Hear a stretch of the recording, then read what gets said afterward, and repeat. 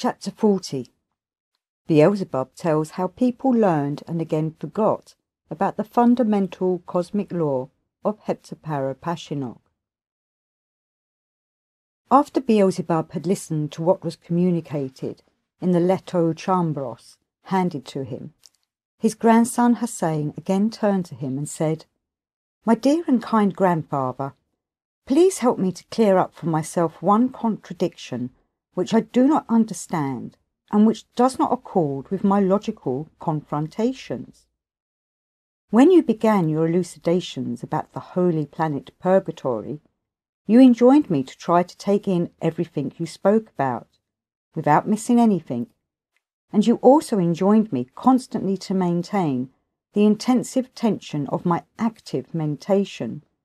so that corresponding data for the formation of the notion relating to every question explaining the details of both primordial fundamental sacred cosmic laws should be completely crystallized in me.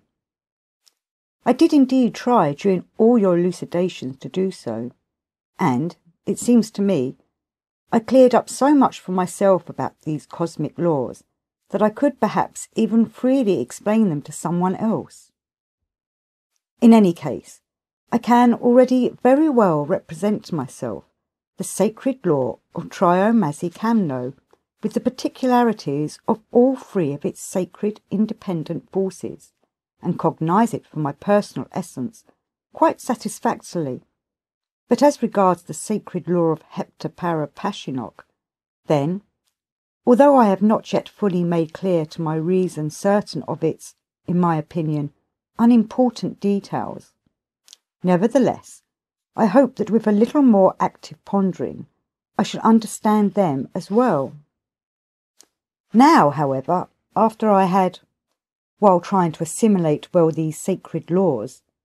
clearly sensed and become aware that they are very complicated and in general difficult for a complete understanding, it suddenly greatly astonished me, and continues to astonish and interest me, how the free-brained beings who arise and exist on the planet Earth could not only understand these sacred cosmic laws, but could even have constated them among the surrounding cosmic results, because,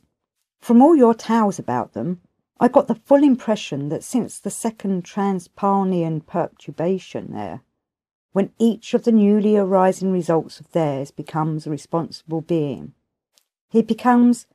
thanks to the abnormal prevailing Oskianu, the possessor of only automatic reason,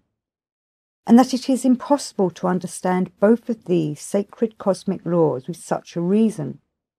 I became convinced with the whole of my essence when I tried myself to understand them." Having said this, Hussein looked questioningly and eagerly at his beloved grandfather. Having thought a little, Beelzebub began to speak as follows. "All right, my dear boy, I shall try to elucidate to you also about this natural perplexity which justly arises within you. It seems to me I already once told you that although from the period you mentioned on that planet, almost all the free-brain beings there became, thanks to the abnormally established conditions of ordinary being existence, possessors of only an automatic reason. Nevertheless, it does sometimes happen there that certain of them by chance escape this common fate, and that instead of that automatic reason which has become usual there, a genuine objective being reason is formed in certain of them, as it is in all free-centred beings of our great megalocosmos. Although such exceptions, especially during recent centuries, are very rare there, yet, I repeat, they nevertheless do occur. In order that you may approximately represent to yourself and understand just how such exceptions may occur among them, you must first of all know that, in spite of the fact that from the time when all the consequences of the properties of the organ Kundabuffer began to be crystallized in them, and it became proper to them to have automatic reason during their responsible existence, yet, nevertheless, always and up to the present time, at the arising and the beginning of the formation of each one of them, there is always in their presence the germs of all possibilities for the crystallization, during their completing formation into responsible beings, of corresponding being data, which later, during responsible existence, could serve for the engendering and functioning of objective reason, which should be in the common presences of free brain beings of all natures and of all external forms, and which in itself is nothing else but, so to say, the representative of the very essence of divinity. There, in the objective sense, extreme misfortune about that which you yourself already perplexedly, instinctively suspect, as I discern from the formulation of your question, especially from your having mentioned Oskianu, consists just in this, that they, having indeed at their arising such possibilities in themselves, immediately fall from the very first days after the separation from their mother's womb, only thanks to the abnormalities established in the process of ordinary being existence of beings around them who have already reached responsible age, under the stubborn influence of that maleficent means, invented by them themselves for themselves, which, as I already told you, represents in itself a something of the kind of Oskianu which they call education. And in consequence, in this way all possibilities for the free formation of all that which is required for the engendering of objective being reason is gradually atrophied and finally disappears in these unfortunate, so to say, still innocent in everything, newly arising beings during the period of their what is called preparatory age, and as a result, when these newly arising beings later become responsible beings, they, in their, so to say, essence centre of gravity, become the possessors, not of that objective reason which they ought to have, but of that strange totality of automatically perceived, artificial, even deceptive impressions which, having nothing in common with the localization of their spiritualized being parts, nevertheless acquires a connection with the separate functionings of their common presence. In consequence of this, not only the whole process of their existence flows automatically, but also almost the whole process of the functioning of their planetary body becomes dependent only on chance, automatically perceived, external impressions. In very rare cases, certain of these favourites of yours who have reached responsible age become possessors of genuine pure reason, proper to free-brained, responsible beings. This usually proceeds there thus. For instance, it happens that immediately after the separation from his mother's womb, one of the newly arising beings finds himself, for the process of his subsequent formation, among such surrounding conditions, where for some reason or other all kinds of these abnormalities, with which the entire process of the external being existence of free brain beings breeding on this ill-fated planet is already overfilled, do not touch him and do not influence him automatically, maleficently, and in consequence of this, the germs which are in him for the possibilities of acquiring pure reason have not the time, during the process of his subsequent formation, to become atrophied to the very root. And further, it sometimes also happens that for the subsequent completing formation of such a free brain being there, newly arisen in the said relatively normal conditions, his responsible guide during his preparatory age for responsible existence is such a free brain being as has had before this, also of course by chance, already been completely formed in the same way, and in the functioning of whose waking consciousness, thanks to the frequent actualization in his presence of being part dog duty, there had participated the data which had remained whole in his subconscious, for the engendering of the divine impulse of conscience. And so this same guide, Being aware with the whole of his being of the important significance of this responsibility taken upon himself in relation to this new being who has, in the said manner, only as yet reached his preparatory age, begins, according to conscience, impartially to create for his Oskianu every kind of what are called inner and outer factors, for the perceiving of corresponding impressions, in order to crystallize in his common presence all those data,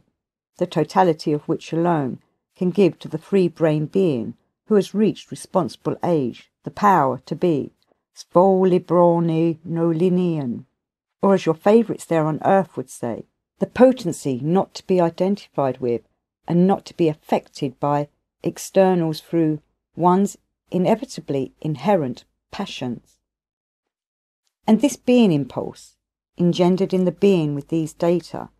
can alone help him to acquire the possibility of a free and impartial constatation of all true phenomena appearing in the cosmic results around him.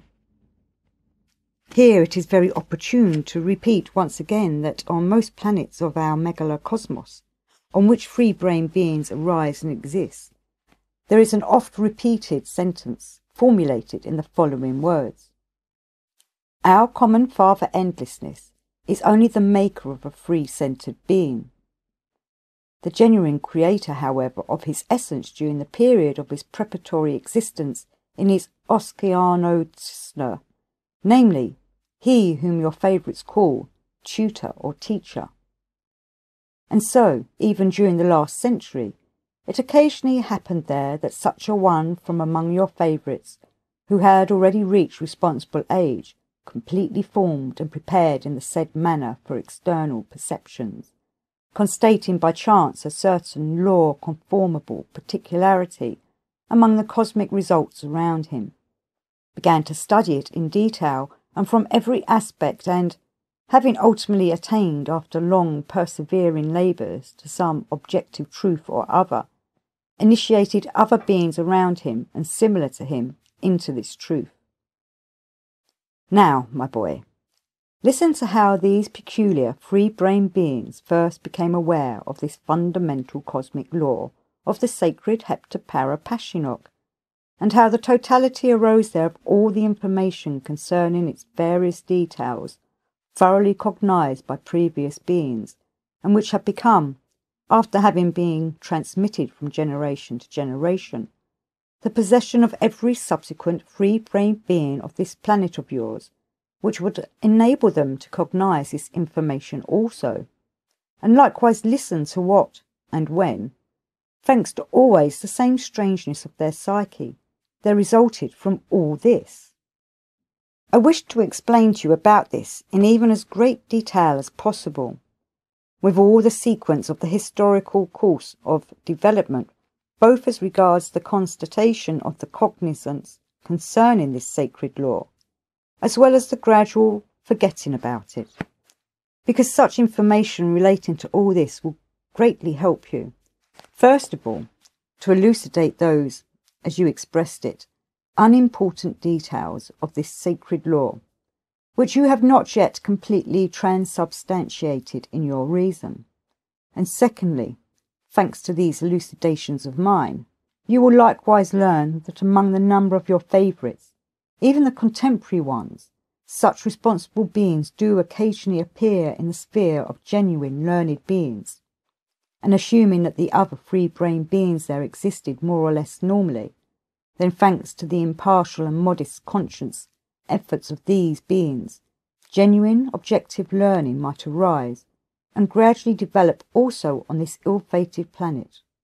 as a result of which that welfare might be obtained also for them,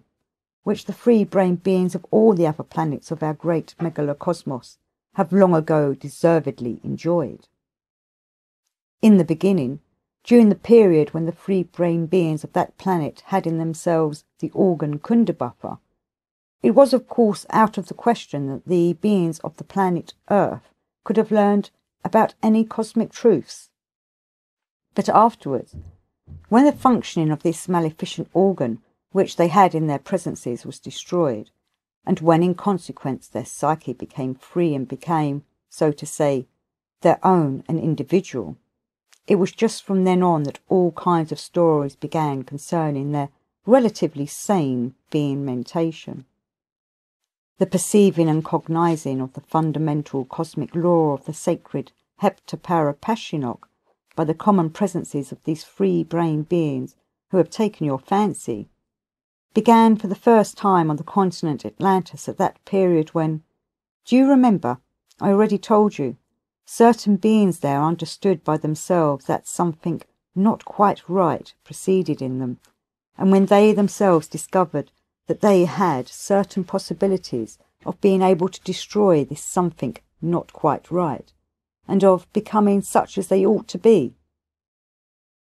It was just at that period of the flow of time when certain of them began to observe those, according to sane being mentation, abnormal functionings, which proceeded in their common presences, and to search out the causes of these abnormalities, and to try to find every kind of possibility for removing them from themselves, and when many branches of real science there had reached a high degree of development, that among the number of those who were seriously interested in this, as it was then called, most necessary functioning of reason, there was that terrestrial free-brained being by name, Theophany, who was the first to lay a rational foundation for the subsequent development of this branch of genuine science. As I later chanced to learn, this same Theophany was once pouring a certain mixture onto a marble slab to dry, consisting of the extract of the plant then called pattisok, pine resin, and cream of the milk of the then famous what were called Genonian goats, so that after its hardening a mastic should be obtained, used for chewing after eating, when for the first time he noticed that in whatever way and in whatever quantity this mixture was poured onto that marble slab, it always, concentrating in the same way, assumed after the final calling a form composed of 7 definite plane surfaces. This fact, unexpectedly constated by this Theophany, greatly astonished him, and the intensive wish arose in his common presence to elucidate to his reason the radical causes of this law conformableness still unknown to him. And therefore from that time on he began to repeat the same thing, but already with a conscious aim. Shortly after, still at the beginning of the investigations which Theophany undertook, his friends, other learned beings of that time with whom he shared the beginnings of his various elucidatory experiments on his constatations, having become interested in this, also participated in these further researches of his. Well then, after long and detailed researches, this group of learned free-brained beings of your planet first became aware and categorically convinced that almost all the cosmic results observed around them, which are actualized in the course of their manifestness in external transitory states perceived by the organs of beings in some or other definite form, always have 7 independent aspects. As a result of the conscious labours of these several learned free-brained beings of your planet, that branch of almost normal science then arose and began to grow on the continent Atlantis under the name of Law of Nine Foulness, the sense of which meant the 7-aspectness of every whole phenomenon. But when that continent perished and absolutely nothing survived from this branch of genuine science, then again during the course of very many centuries the beings of this planet knew nothing about this sacred cosmic law. Evidently, this branch of science on the continent Atlantis was so widely known that it was not found necessary to include anything about it in a legomenism, as was usually done, as I have already told you, by the learned beings of the continent Atlantis for all those notions, the knowledge of which they wished to transmit unchanged to beings of future generations. If a legomenism concerning this branch of science had also existed, then something or other would certainly have survived of this knowledge, as had survived of other knowledge attained by the beings of Atlantis, through those who were by chance saved after the loss of that continent. The knowledge concerning the sacred Heptaparaparshinokh was again known only after many, many of their centuries, thanks to two great terrestrial learned beings, the brothers Chun-Kel-Tez and Chun-Tro-Pel, who later became saints, and who are now on that holy planet Purgatory where we recently were. Do you remember, I already told you that on the continent of Asia there was a country, Paraprofessional, and that a king existed there by name Gurdjieff, a descendant of that learned member of the Society of Accordans, who had gone there from Atlantis for the observation of all kinds of natural phenomena of their planet, just that same king who had invented for his subjects the wise Tao already mentioned by me, in order to save them from the pernicious habit of chewing the seeds of the flower Gurdjieff. Well then, to the grandson of this King Gurdjieff, after the arising of an heir who later also became king over the beings of this group, there arose just these same two results of the male sex, twins, the elder of whom was called Chun-Kel-Tez, and the younger Chun-Tro-Pel. The word Chun, then, in the country Paraprofessional, meant prince. Owing on the one hand to the fact that the environment of these two brothers,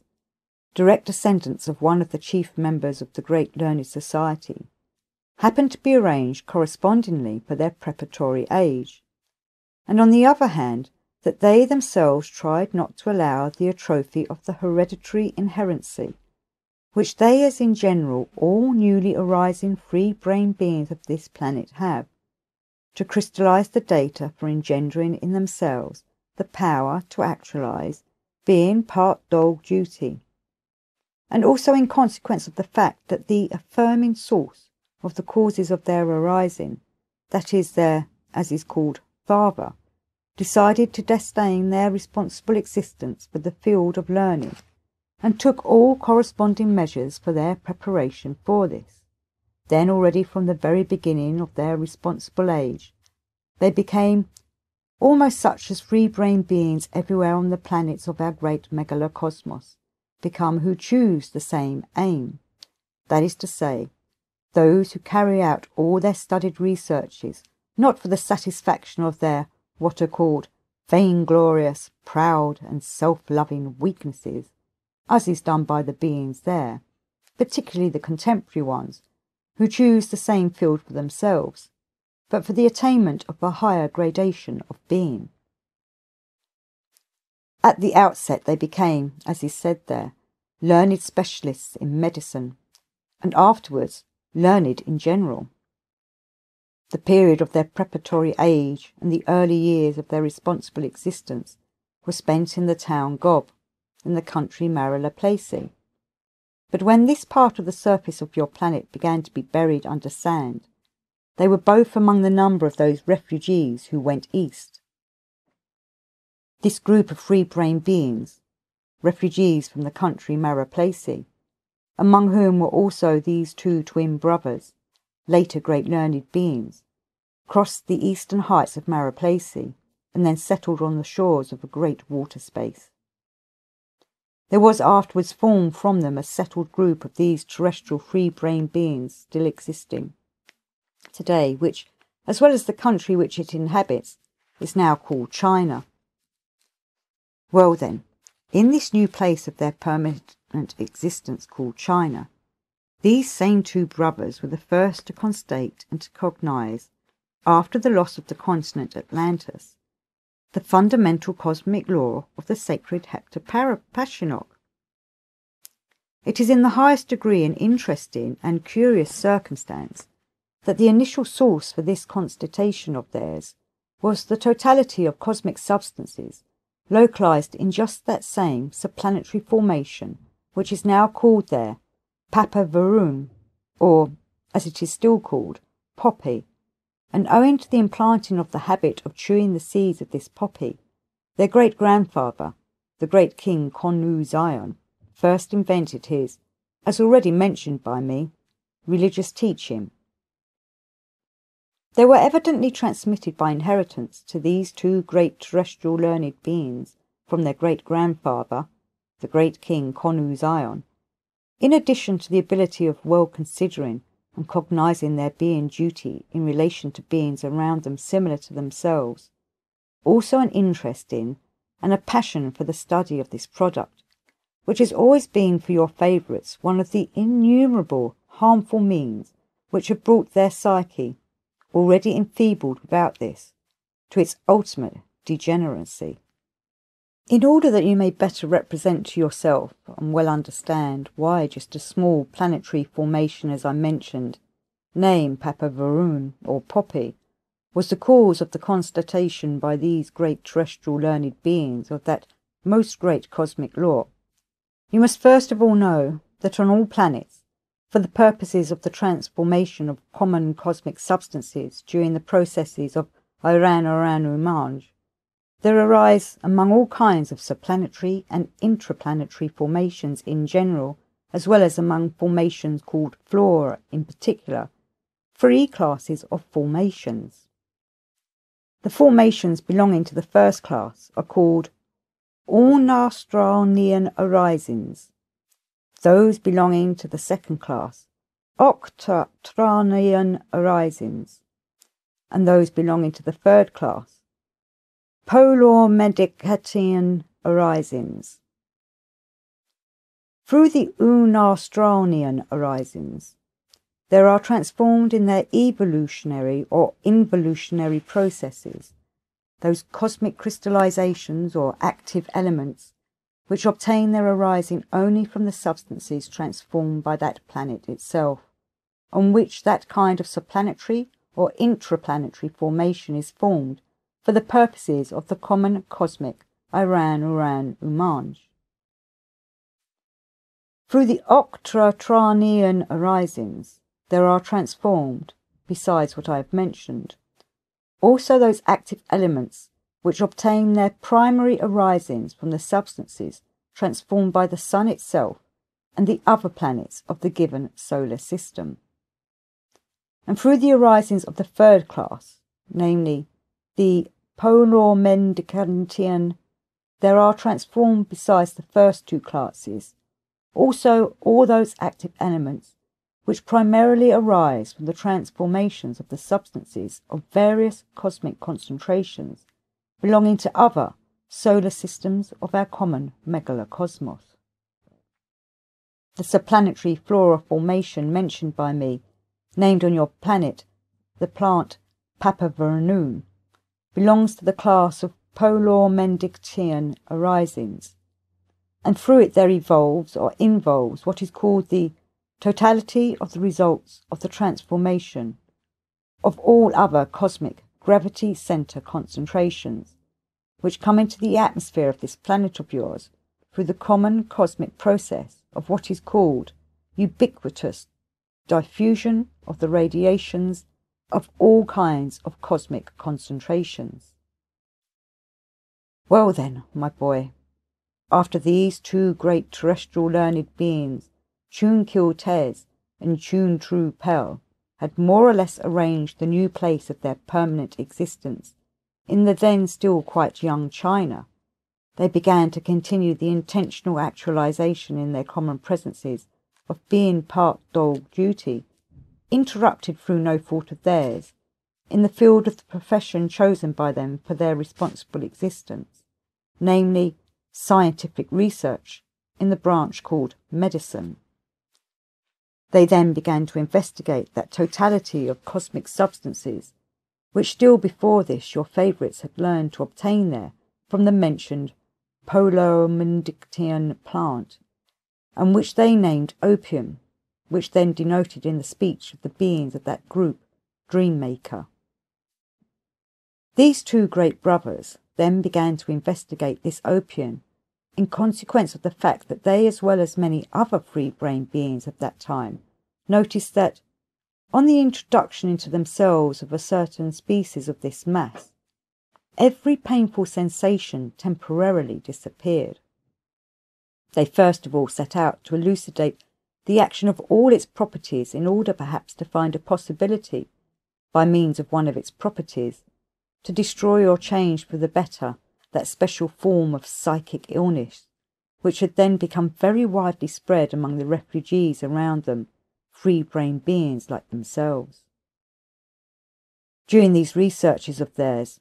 they first of all noticed that this same opium consists of 7 independent crystallizations with definite subjective properties. And on further and more detailed investigations, they definitely constated that each of these 7 independent crystallizations of this one whole consists in its turn of 7 others, also definite crystallizations with their 7 independent subjective properties, and these in their turn again of 7, and so on almost to infinity. This then so greatly astonished and interested them that they put aside all the problems they had previously set themselves, and from then on exclusively and perseveringly occupied themselves with the investigation of this fact which had astonished them, and which they had first constated, and ultimately attained to those results which both before, even at the period of the existence of the continent Atlantis,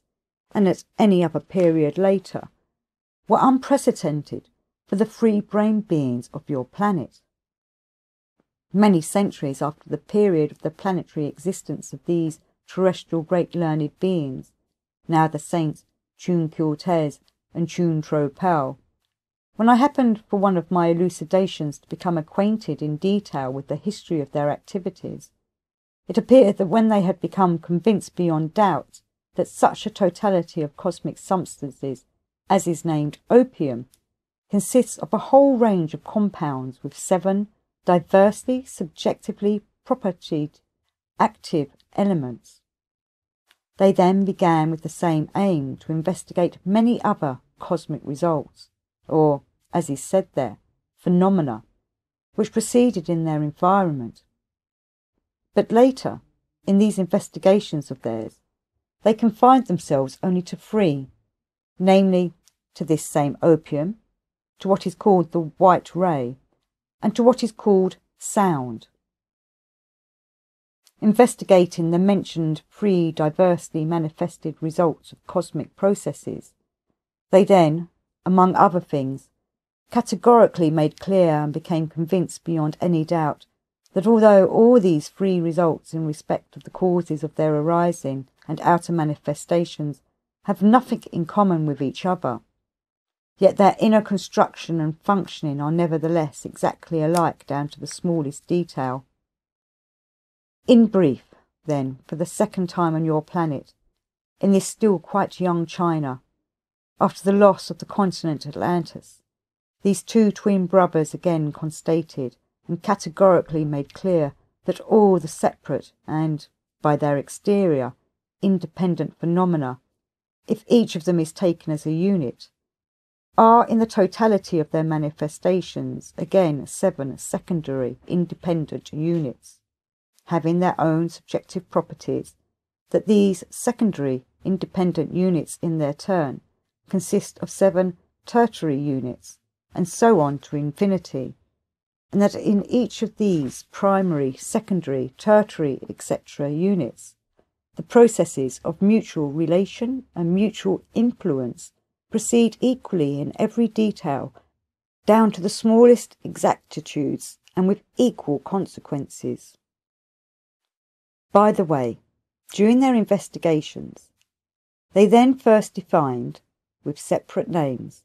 the first 7 independent aspects taken by them of the whole result, as well as their secondary and tertiary derivatives. Namely, the first 7 fundamental aspects of each whole they called 1. Erti Pikanon, 2. Ori Pikanon, 3. Sami Pikanon, 4. Okti Pikanon, 5. Kuti Pikanon, 6. Epsi Pikanon, 7. Javidi Pikanon, and the secondary 1. Erti Nora Chaka, 2. Ori Nora Chaka. 3. Sami Nora Chaku. 4. Okti Nora Chaka. 5. Chuti Nora Chaka. 6. Epsi Nora Chaka. 7. Shavidi Nora Chaku. And in order to distinguish to which of the three mentioned results of cosmic processes the given definition referred, they added after each of these definitions the following. For the definition of the nuances of sound, they, noting the number of their vibrations, always added to this the word alil. For the definition of the particularities of the composite of the white ray, they added the expression na kra nora. And for the definition of the active elements of the polymodectian product called opium, they added only the number of their what is called specific gravity. And to define specific vibration and specific gravity, these great terrestrial learned beings took as the standard unit the unit of vibrations of sound, then first called by them the Neo-Unusian world sound. I will explain to you a little later about the meaning of the definition Neo-Unusian world sound, first adopted by the then great learned beings of the earth. But meanwhile, for the clarity of the understanding of my subsequent elucidations of the given theme, you must also know that everywhere on the planets, genuine scientists take as the standard unit for their comparative calculations of specific gravity and specific vibrations that part, established by objective science, of the most sacred Theomertamologos,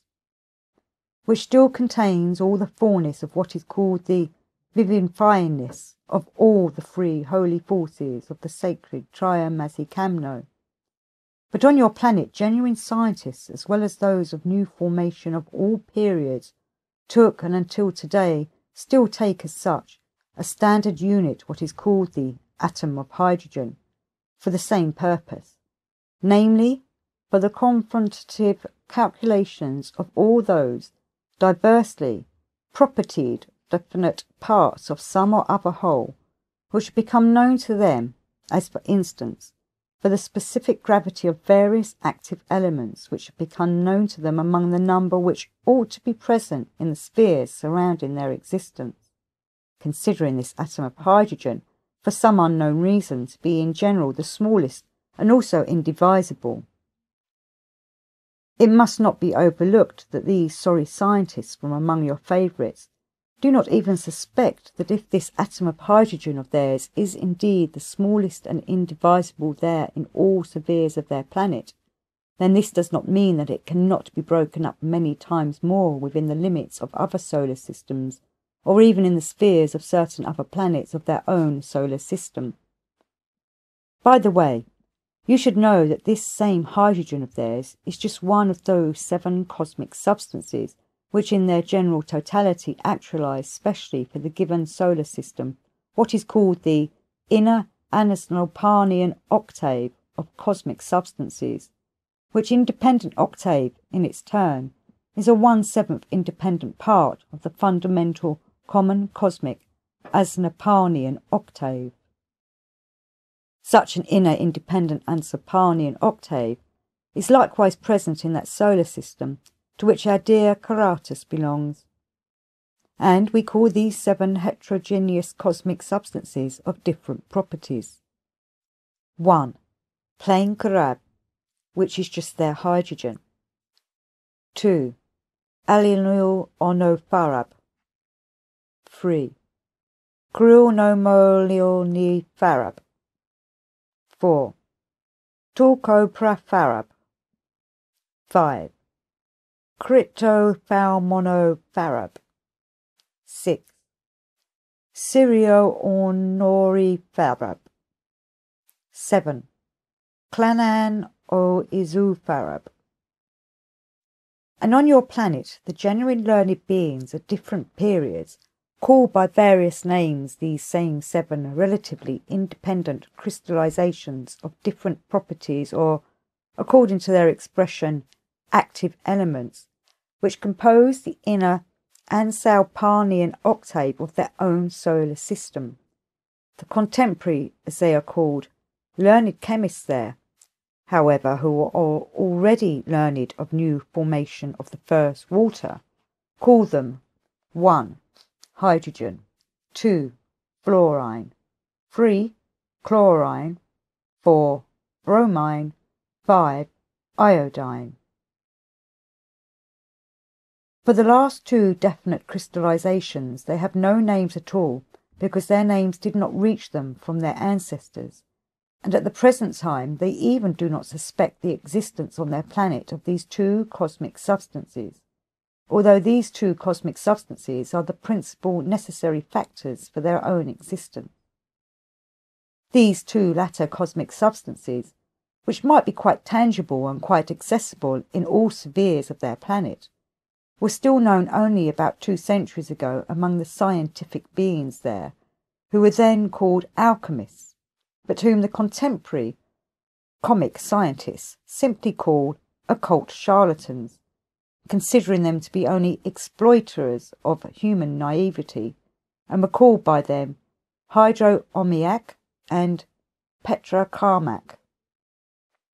And so, my boy, these great terrestrial learned beings, now saints, the twin brothers Chun-Kil-Tez and Chun-Tro-Pel, were the first, after the loss of Atlantis, to lay anew the foundation of this knowledge. They not only laid anew the foundation of this totality of special information, but they were even the first there on earth who also constated 2 of the 3 chief law conformable particularities present in that great law about which I have already spoken to you, and namely, they were the first to constate 2 of its medonil ins. They then called that branch of genuine knowledge, similar to that which on the continent of Atlantis was called the 7 aspectness of every whole phenomenon, the law of ninefoldness, and they called it thus because they added to the 7 obvious different manifestations, called by them Duzarku, of this great law, these 2 particularities, first constated by them and named by them Zun Anso Totabezo, which name meant obligatory gap aspects of the unbroken flowing of the whole. And they named this law thus, chiefly because during their detailed researches they became convinced beyond all doubt that in all the cosmic transitory results they investigated, these particularities, first constated by them, likewise obligatorily always proceed in certain places of the process of this great law. These 2 great terrestrial Chinese learned beings, then, had recourse for their elucidatory experiments to every kind of what are called chemical, physical and mechanical experiments, and they gradually formed one very complicated and in the highest degree edifying experimental apparatus, which they called Ala Atapan. By means of this apparatus Ala Atapan, they then clearly proved to themselves and to others that in the very essence of all these 3 transitory results of cosmic processes, and namely, in the polar medication product called their opium, in the white ray and in sound there are the same properties, and, namely, there are in all these 3 outwardly quite different cosmic phenomenon precisely the same what are called actualizing constructions, that is to say, for their manifestness there are in them precisely the same mutually acting law conformablenesses. And in all 3 of these outwardly different apparently independent manifestations, the functioning of these mutually acting law conformablenesses have precisely the same action on each other as they have in their own manifestations, that is to say, the doxarco of any one result acts on the corresponding duxarco of another, precisely the same as it functions in that duxarco, which is one of the 7 aspects of this whole cosmic result. This same apparatus, by means of which these great brothers made their elucidatory experiments, I saw with my own eyes many centuries after that period when they existed there, and I became very well acquainted with its construction. As the cause of my personal acquaintance with all the details of the construction and action of this remarkable experimental apparatus à la Heptaparaparshinokh was due to accidental circumstances connected with my essence friend Gurdjieff, and as it will surely interest you very much, and at the same time will be exceedingly instructive for you, I shall describe it to you in somewhat greater detail. My personal and exhaustive study of this astonishing apparatus à la Heptaparaparshinokh, which became, thanks to Gurdjieff, famous among the genuine scientists of almost the whole of our megalocosmos, proceeded according to the following chance circumstances.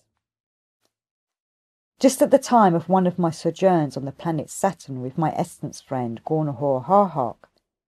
he, having already previously in some way heard about this apparatus, requested me during conversation to bring him one of these experimental apparatuses from the planet Earth if I again happened to be there. And when afterwards I again visited the surface of this planet of yours, I procured there one of these apparatuses and took it with me to the planet Mars in order to send it on a convenient occasion to the planet Saturn to Gurdjieff. And so, in consequence of the fact that for a long time our ship occasion did not happen to go to the planet Saturn, this apparatus, à la Heptaparaparshinokh, remained at my home on the planet Mars, and it often came within the sphere of the automatic perception of the organs of my sight, and during a period of rest from active mentation, I attentively examined it, and ultimately became familiar with all the details of its construction and action.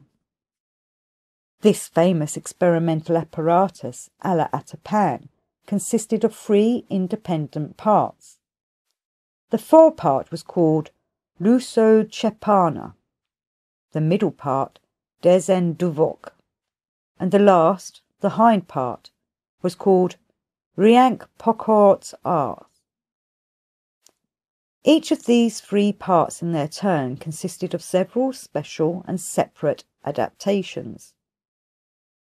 The first part, which was named Luso-Chepano, had a special cone-shaped pipe, the wide end of which was hermetically fitted into a frame of the sole window of that room where the experiments were made, and the other end was a small chink-like aperture with what is called a collecting disc, passing through what are called the rays of daylight, coming from the window, were transformed into, as your favourites would say, a concentrated white ray. This concentrated white ray, thereupon passing through a crystal of a special form, was broken up into 7 different coloured rays, which, as is said, fell upon a small slab made of ivory and called periangeal. This slab, periangeal, was so constructed and regulated that the coloured rays falling on it were again concentrated, but this time otherwise, and proceeding through the second crystal, also of a special form, fell on another but larger slab, also made of ivory, and called polorish border. Opposite this polorish or border was a small apparatus of a special construction through which, on its being shifted in a certain way, any chosen coloured ray there could be directed further from this polorish border onto the third part of the à la Heptaparaparshinokh, called Riank Pokorts. Here, by the way, you might as well also be told that the knowledge relating to the construction of the first crystal of this part of the apparatus à la Heptapararshinokh also reached down to your contemporary favourites, and they now call this crystal a prism. Through this prism contemporary terrestrial learned beings also obtain 7 coloured rays from the white ray, and they also fancy that through this they can learn about certain other cosmic phenomena. But, of course, from these fancies of theirs, and from all kinds of other forms of their scientific titillation, nothing is obtained. Only because through this prism of theirs they obtain from the white ray only what are called negative coloured rays. And in order to understand any other cosmic phenomena connected with the transitory changes of this white ray, they must obligatorily have its what are called positive coloured rays. Your contemporary favourites, however, imagine that the coloured rays which they obtain by means of this child's toy of theirs, called by them prism, are just those same positive rays which the great scientists obtained, and according to their naivety, they think that the, as they call it, spectrum which they obtain from the white ray gives just that order of the horizons of the rays in which they issue from their sources. And meanwhile, in the given case, concerning these terrestrial scientists of new formation among your favourites, one can only utter the expression often used by them themselves, to hell with them. It is not for nothing that several of our sacred individuals in general do not call your contemporary favourites otherwise than freaks. And so, thanks to these 2 crystals, these great learned beings obtain from the white ray its positive coloured rays, and afterwards, with the help of the slab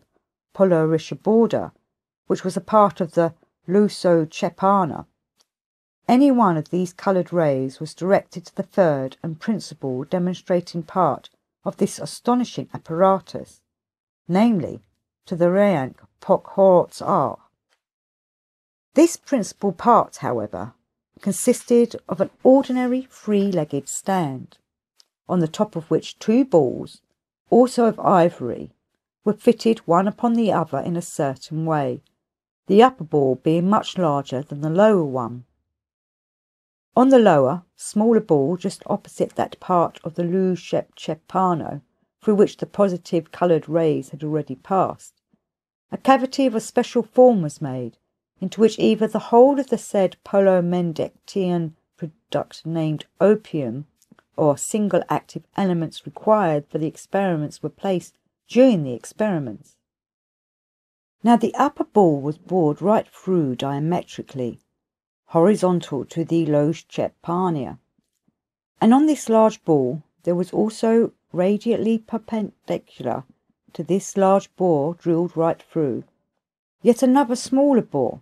reaching only to the centre, and which was just opposite the Luso-Chepana. This second bore, drilled halfway through, was made in such a way that the coloured rays could be directed as desired, either directly from the Luso-Chepana or reflected from the said cavity of the lower smaller ball. Through the open bore of the large ball, what is called bamboo, previously prepared in a special manner, could be freely moved. A long time before the experiments, many of these bamboos were soaked together in absolute darkness, or in, as is said there on the earth, orange light obtained from the burning of Simkalash, which was obtained from a certain kind of what is called clay, deposited in the soil of your planet, and the deposits of which are usually found near accumulations of salonilevian acids, which in their turn are formed from mamzolin, or as your favourites call it, naphtha. These bamboos were soaked in a liquid consisting of 1. The white of the eggs of the bird then called Amosamasa kanapa. 2. The juice of the plant called Chiltun ark. 3. The excretion of a quadruped being bearing the name Kesmaral. 4. A specially prepared what is called Mercury Amalgam. When these bamboos had been thoroughly soaked, they were inserted one by one into other thicker bamboos which had not been prepared in the said manner, and the ends of which were hermetically sealed. These latter preparations were of course also made in absolute darkness, or in the orange light of Sim Kalash. Later, when these soaked bamboos were necessary for the experiment, one end of the thicker unsoaked bamboo was inserted in a special way into the mentioned bore drilled right through the large ball of the Riankol Pok Horts, and opened by a small hook fixed to a thin stick by means of which the soaked bamboo could be moved at any speed desired. Now the action of the said liquid in which the bamboo was soaked was such that the part of the soaked bamboo on which the coloured ray coming directly from the Luso Chepana, or after being reflected from the cavity of the lower smaller ball, fell, was instantly permanently dyed the same colour as that ray which had fallen onto it. The uncovered places of these bamboos soaked in the said manner were dyed the colours also corresponding to the sound vibrations which touched them, and which were obtained from what are called strings which were on the middle part of the apparatus, called dzendvok. This dzendvok consisted of a very strong frame of special form, made from the tusks of mammoths, on which there were stretched many strings of various lengths and thicknesses, made partly from twisted what are called goats' intestines, and partly from the tail hairs of beings there of various exterior forms. "Tell me, please, my dear grandfather, what is a mammoth?" asked Hussein. "A mammoth," replied Beelzebub, "is a two-brained being. In the beginning it also bred on your planet and had, in comparison with other beings there of all brain systems, a large exterior form. This kind of being also became a victim of the consequences of that large piece broken off from the planet Earth, and now called Moon, which is now an independent, as I expressed it, planetary upstart of this solar system Ours, and the chief bearer of evil to this ill-fated planet of yours. The point is that when the atmosphere of this small planetary upstart began to be formed and became gradually harmonized, great winds arose in the atmosphere of the planet Earth, owing to which several regions of its surface, you remember, I have already spoken about this to you, were buried with sand. Moreover, at this time snow constantly fell in what are called the north and south polar regions of its atmosphere, and all the depressions of the surface of these north and south polar terra firma regions were covered by these falls of snow. The beings of this exterior form used to breed on the mentioned regions of the terra firma surface of your planet, and during these unprecedented, as it is said there, snowstorms, they were all also buried by snow, and since then this species of being has never again been re-established there. It is interesting to notice that at the present time there, in these depressions formerly covered with snow, and which were later covered with kashiaman, that is, with those substances which in general form on the surface of terra firma regions what is called soil, there are sometimes still found, now even well preserved, planetary bodies of these mammoths. These planetary bodies of mammoths have been so well preserved for such a long time because these snows were then very soon after covered with kashiaman, and thus there obtained the condition of isio leosok hilianos. That is, as your favourites would say, the conditions of a hermetically closed sphere, in which these planetary bodies of mammoths have never since been exposed, as is said there, to decomposition, that is to say, the active elements of which these planetary bodies are in general formed have not completely evolved back to their prime origin. And so, my boy, the astonishing apparatus, a la Atapam, which I described, demonstrated that all the three mentioned transitory results of cosmic processes not only manifest themselves alike in their inner manifestations, but that they are also formed from the same factors. By means of this apparatus it was possible to verify and be convinced that in each of the mentioned three transitory results ensuing from common cosmic processes, and which have nothing in common outwardly with each other, there not only proceeds exactly similar what are called mutual actions ensuing one from the other and forming one common functioning, and that in the sense of the evolutionary and involutionary particularities of the law of Heptaparaparshinokh, the action of each separate intermediary stage in one general functioning influences the action of each separate intermediary stage in another, exactly as in its own, but also that according to the particularities of the properties of the vibrations which compose the aggregate, their transitory cosmic results have complete affinity. This complete affinity in the inner mutual relations of these three transitory results, which have outwardly nothing in common with each other, was proved in the following way. For instance, a corresponding coloured ray directed upon any active element of opium transformed it into another active element which corresponded in its newly acquired vibrations to the vibrations of the coloured ray which had acted on the given active element.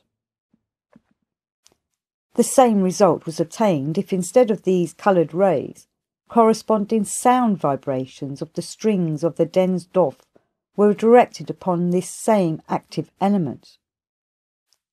Further, if any coloured ray was made to pass through any active element of opium, then, passing through it, this same ray took on another colour, namely, that colour the vibrations of which corresponded to the vibrations of this active element. Or if any coloured ray were made to pass through the manifested what are called wave of sound vibrations still acting at that given moment from any corresponding string of the des devok, then, passing through this wave, it took on another colour corresponding to the vibrations manifested by means of the given string. Or finally, if a definite coloured ray and definite sound vibrations from the strings were simultaneously directed upon any active element of opium from among those composing this polymedectian product, and which had a smaller number of vibrations than the totality of vibrations of the coloured ray and of the said sound, then this active element was transformed into such another active element of opium, the number of whose vibrations exactly corresponded to the totality of the numbers of the said two differently caused vibrations, and so on and so forth. This incomparable experimental apparatus likewise demonstrated that all the higher vibrations of one result always gives the direction to all the lower vibrations of other transitory cosmic results. After all that has just now been related to you, my boy, you can now be given that information thanks to which there might be crystallized in your mentation data for the representation into what general form the results of the tenacious, impartial, conscious labours of these saints, the twin brothers,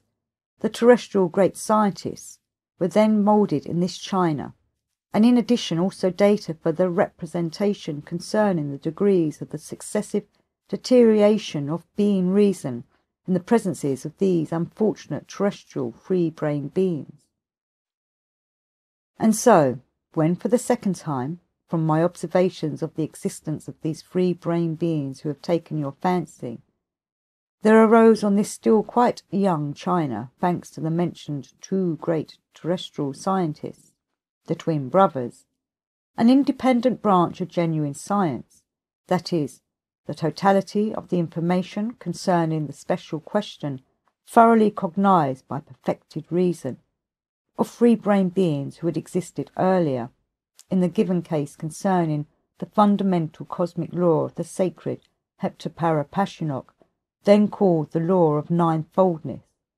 then this branch of science was not only handed down almost normally in an unchanged form from generation to generation during the first 2 to 3 centuries, counting from the time of the sacred Raskuanu of the great twin brothers, but it even gradually became, thanks to their followers, also genuine learned beings of that period, as it is said, detailized and became accessible to the perception of even ordinary beings. This proceeded then chiefly because the practice which had been established by the learned beings of the continent Atlantis, of handing down such information to the beings of subsequent generations only through beings who were genuine initiates, still continued among them. I must not fail, my boy, to remark and acknowledge with conviction that indeed, if such an already long-established practice had continued, though automatically, in the process of the existence of these unfortunate free-brain beings who have taken your fancy, then in the given case just such a totality of true information,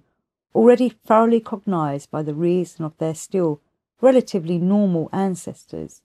might have remained intact, and might also have become the possession of your contemporary favourites, and those of them who constantly strive not to become ultimate victims of the consequences of the, for them, accursed organ Kundabuffer, might take advantage of this information with the aim of easing their already almost impossible what is called inner struggle. To the regret of all more or less conscious, relatively independent, separate individuals of our great megalocosmos, and to the misfortune of all subsequent free-brain beings who arose on this ill-fated planet of yours during the mentioned period, namely, during 2 to 3 of their centuries, the gradual distortion and ultimate, almost total destruction began of just that blessing which had been created for them by their great ancestors, thanks to their conscious labours and intentional suffering. This followed from 2 causes. The first cause was that thanks to the same abnormal conditions of external being existence established by them themselves, certain of them were formed into responsible beings with that special organic psychic need, which in their speech might be formulated thus: an irresistible thirst to be considered as learned by beings around them similar to themselves. And such a psycho-organic need began to engender in them that strange inherency about which I have many times spoken, and which is called by them cunning wiseacring. By the way, my boy, bear in mind once for all that when I used and will use the expression learned beings of new formation, I referred and will refer to those of your favourites, the learned beings just mentioned by me, who have this specific inherency. The other cause was that thanks at that period to certain external circumstances not depending on them, and which ensue from common cosmic processes, chiefly owing to the action of the law of Sulio-Nensius, the being data crystallized in them which engendered the impulses of what are called sensing and foreseeing began to weaken in the common presences of the genuine initiated beings, and they began to take such newly formed types as I have just described, and to initiate them into some of the totalities of the true information known to them alone, among which was also that totality I mentioned, and from that time on this branch of genuine knowledge, which had already at that time become the possession of most of them, gradually began to be distorted, and was ultimately again nearly quite forgotten. I employed the word almost when I referred to the ultimate, almost total destruction of that blessing, because some fragments from the whole totality of this, in the objective sense, important true information nevertheless began, after the lapse of the mentioned period there, when their relatively normal process of being existence was again re-established, to be again handed down to subsequent generations exclusively only through genuine initiates, and being handed down by succession from generation to generation, reached unchanged even to your contemporary favourites, though to a very limited number of them. They remained, however, as the possession of most of your contemporary favourites from all this true knowledge, which had already been attained and thoroughly cognized by their great remote ancestors, those several practical, unimportant fragments which had automatically reached them, and which in the mentioned confused period were very widely spread among most of the ordinary beings of this then still quite young China. Among these unimportant fragments, which automatically reached most of the contemporary favourites of yours, there are, firstly, several methods of separating from the polymedication product, named opium, certain of its independent active elements. Secondly, what is called the law of combination of colours, and thirdly, what is called the seven-tone scale of sound. As regards the first of the enumerated free fragments of the practical results attained by the reason of free-brained beings of this ancient China, and which reached to your contemporary favourites, it is necessary to tell you that in consequence of the fact that certain of the constituent parts of this whole product, called their opium, came from then on, thanks to the special properties of their agreeable action on the abnormal general psyche of the beings, to be continuously used by them. Therefore the knowledge of many methods of getting certain of its independent active elements began to be transmitted from generation to generation and reached down to your contemporary favourites. And at the present time they also obtain many of its definite parts and use them very avidly for the satisfaction of always the same consequences of the properties of the organ Kundabuffer crystallized in them. These parts, extracted by them from the general composition of this polymedication product, have of course already other names among your contemporary favourites. A contemporary comical learned chemist, a certain Gurdjieff, even collected the names of all these active elements now obtained and classified them, as it were, according to their atomic weights. Although his classification does not correspond at all to reality, yet nevertheless, according to these atomic weights of his, it is possible approximately to establish that classification which was then made by the great terrestrial learned beings of the future China. Of the number of nearly 400 active elements of opium which then became known to the great brothers, knowledge of how to obtain only 42 active elements has reached the contemporary chemists of the earth, and these active elements have now the following names there: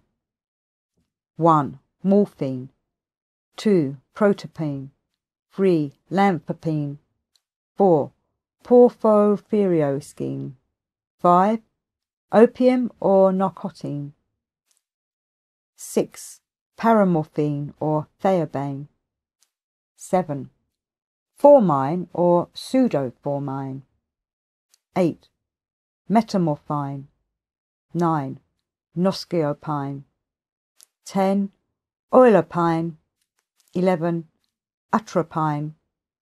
12. Pyrotine, 13. Dephioteriopine, 14. Ticrutine, 15. Colotine, 16. Cavertine, 17. Zotine, 18. Protopine, 19. Laudanine, 20. Laudanine, 21. Podaturine, 22. Archarosine, 23. Tokitosine, 24. Lycotonosine, 25. Mechanodine, 26. Papaverine, 27. Quintonine, 28. Codamine, 29. Colomanine, 30. Coalinine, 31. Cateranine, 32. Hydrocateranine, 33. Opianine, mechanine, 34. Mechanoiosine, 35. Pistotaurine, 36. Fictotonosine, 37. Codeine, 38. Narzine, 39. Pseudocodeine, 40. Microparine, 41. Microtapine, 42. Messiane. The last time I was on your planet, I heard that the contemporary learned beings of the community Germany found, as it were, methods of separating several other independent active elements from opium. But as I've already become convinced before this that this contemporary scientists of that community, firstly for the most part only fantasy, and secondly, like the beings of ancient Greece, do not prepare anything good or beneficial for future generations, I therefore did not interest myself in these, as it were, new, as they also call them, scientific attainments, and do not know the names of these new active elements of the present day. As regards the second fragment of the practical results attained by the reason of the same beings of ancient China, and which has reached down to contemporary beings, namely, the knowledge relating to the law of the combination of colours, then all the information concerning this has been handed down almost all the time from generation to generation. But each year it always underwent a greater change for the worse, and was only 2 centuries ago ultimately forgotten. At the present time, some information relating to this law still continues to pass down and to become known only to certain of the free-brained beings there who belong to the group of beings there named Persians. But now that the influence of what is called contemporary European paintings is automatically spreading more and more widely in this gap, then one must of course expect there the speedy and also total, as our esteemed teacher says, evaporation of this information. And as regards the 7-tone scale of sound which had reached them from the ancient Chinese beings, then you must be informed about this as detailedly as possible, because first of all, thanks to this information, you will better understand about the laws of vibrations in which all the particularities of the sacred Heptaparaparshinokh can be constated and cognized, and secondly, because amongst those things intentionally reproduced by those same free-brained beings of yours who have taken your fancy for daily use in their general existence, I brought home from there also one sound-producing instrument named there piano, on which the vibration-engendering strings were placed which could be arranged just as on the des de voc. That is, the second special part of the famous experimental apparatus à la Atabam, which was created by the great twin brothers, and on which, when we return on to our dear Karatas, I shall be able to explain to you by a demonstration what is called the successiveness of the process of the mutual blending of vibration. Thanks to these practical explanations of mine, you will more easily be able to represent to yourself and approximately to cognize just how and in which successiveness in our great megalocosmos the process of the most great trog auto-egocratic proceeds, and in what way the large and small cosmic concentrations arise. Relating about how such a fragment of practical result from the ancient true knowledge survived and automatically reached down to your contemporary favourites, I shall first of all elucidate to you with more accuracy about this same definite law of vibrations, which was first formulated by the great brothers as the 7 gravity centre vibrations of sound. I already said that in the beginning, while that totality of true information or that fragment of genuine knowledge was handed down from the beings of one generation to the beings of subsequent generations only through the genuine initiates there, it not only underwent no change in the entirety of the exact sense put into it, but it even began, thanks to other also genuine learned beings among their followers of subsequent generations, to be detailized and became accessible then to the perception of even ordinary free-brained terrestrial beings. Among these followers, a century and a half after the sacred Raskuanu of the Saints' Brothers, there was a certain genuine learned being, King Tu Toz by name, who on the basis of the principles of the construction of the middle part of the apparatus à la Ataban, named Des de Voc, propounded a very detailed theory under the name evolution and involution of vibrations, and for the confirmation of this theory of his, he made a special elucidatory apparatus which he called Law of Nine Foulness. and which, by the way, later became also widely known among almost all the learned beings of our great megalocosmos. The said apparatus, Law of Nine Foulness, like the middle part of the Allah Ataban, consisted of a very strong frame with a great many strings that stretched on it, made from the intestines and tail hairs of various quadruped beings there. One end of each string was fixed to one edge of this frame, and the other to pegs inserted into another edge. These pegs were inserted in such a way that they could be freely tuned in their what are called peg holes, and the strings fixed onto them could at will be tightened or loosened as much as was necessary for the required number of vibrations. Of the great number of strings attached on the Law of Nine Foulness, 49 were coloured, white, and the totality of vibrations, that is to say, the definite sound obtained from the vibrations of each one of them, was called a whole centre of gravity of the octave, which definite sound corresponded to that which your favourites now call a whole note. Each 7 strings of these gravity centre sounds, or whole notes, were then and are still called an octave. In this way there were stretched on the apparatus Law of Nine Foulness 7 octaves of whole notes, the totality of the general consonants of which gave what is called the sacred Hanzianu, that is, just what the 2 great brothers suspected, and which happened almost exactly to coincide with what, as I already said, they then named Nereonocenian world sound. Each such an octave of strings on the Law of Nine Foulness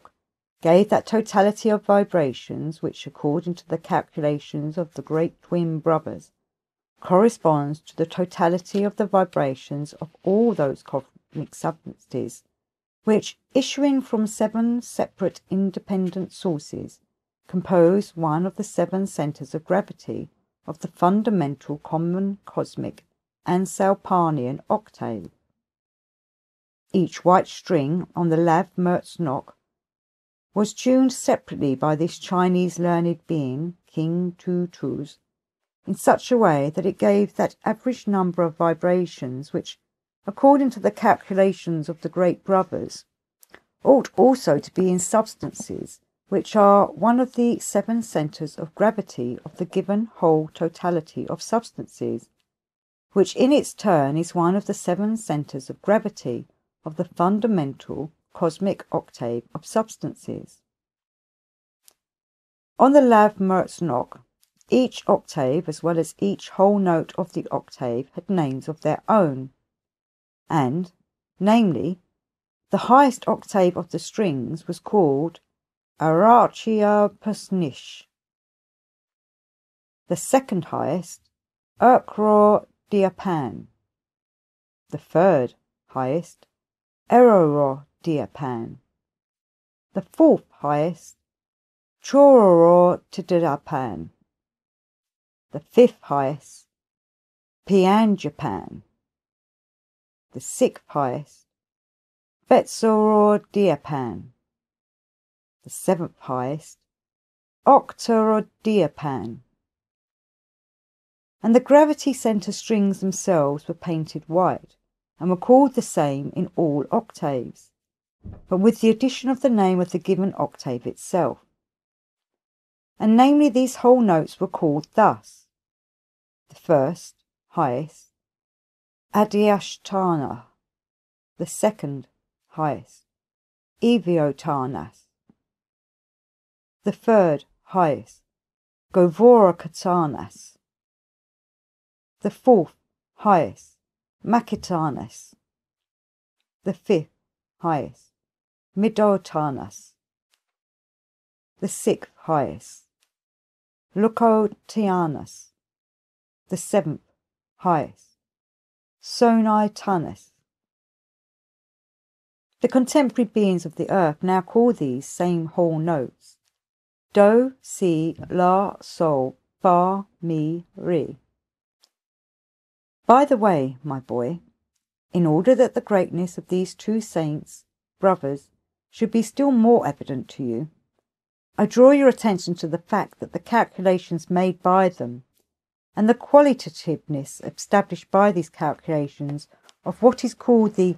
vivifyingness of the vibrations of sound, which corresponding according to their suppositions with the vivifyingness of cosmic sources of substances, appear to coincide almost exactly with reality. This merit of theirs was all the greater because, as terrestrial beings, they had no true information about this, and were able to make their correct suppositions and almost accurate calculations of many objective cosmic truths, exclusively only thanks to their own conscious labours and intentional sufferings. Further,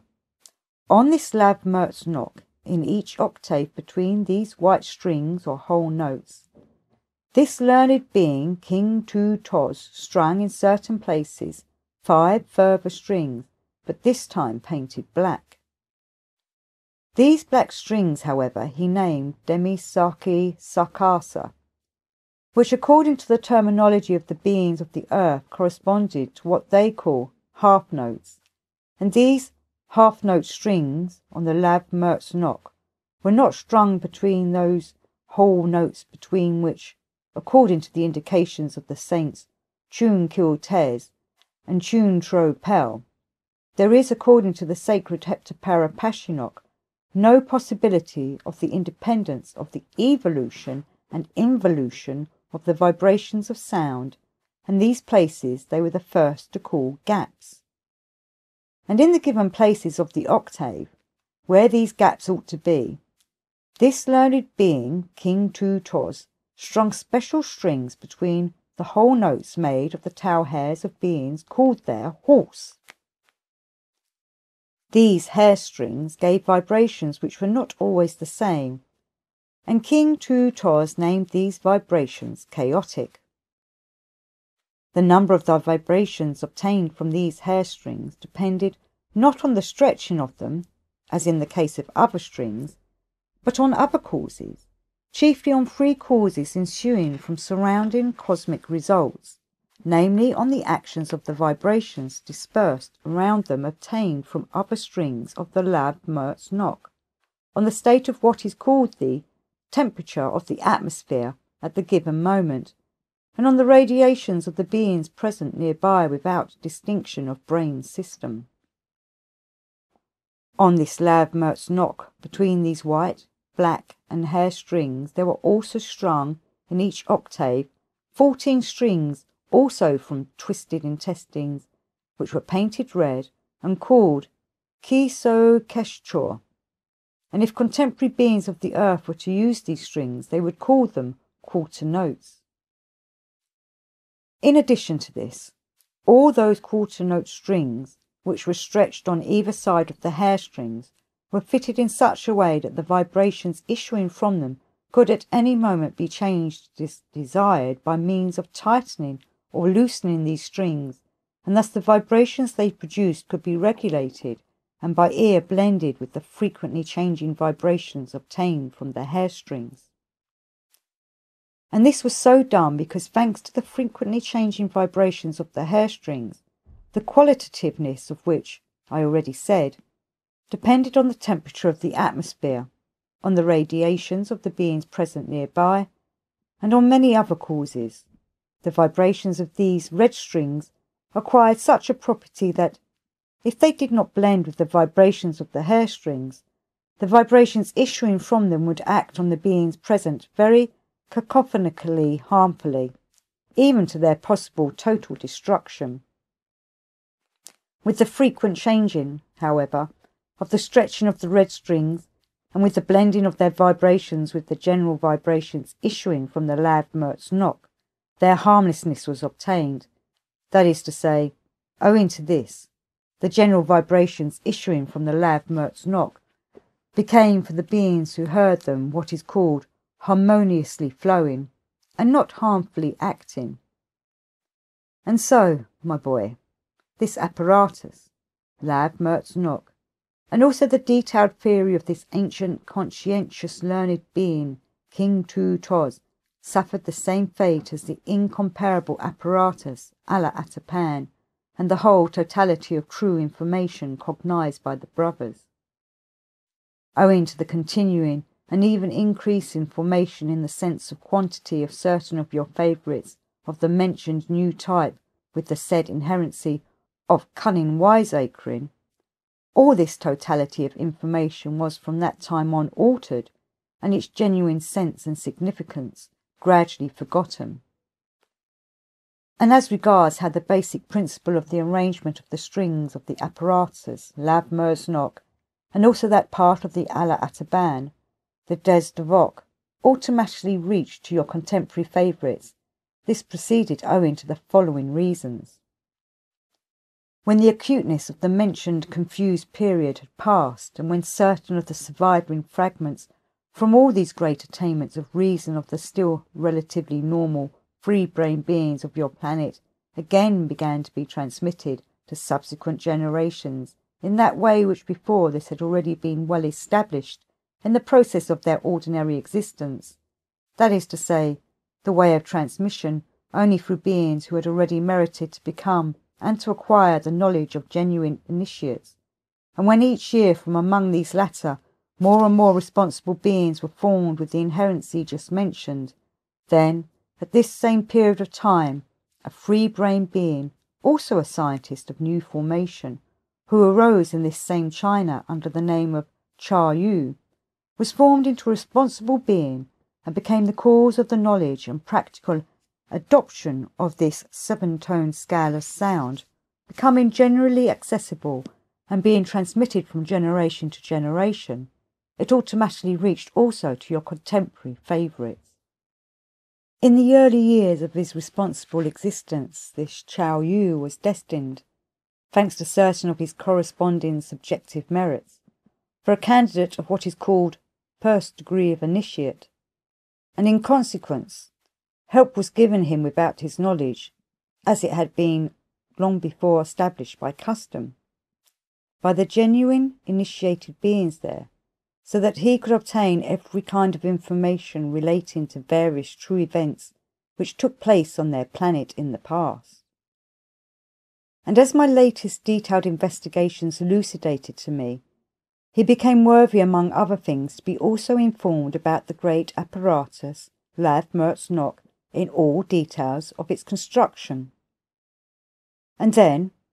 only in order that similar beings around him should regard him as a scientist,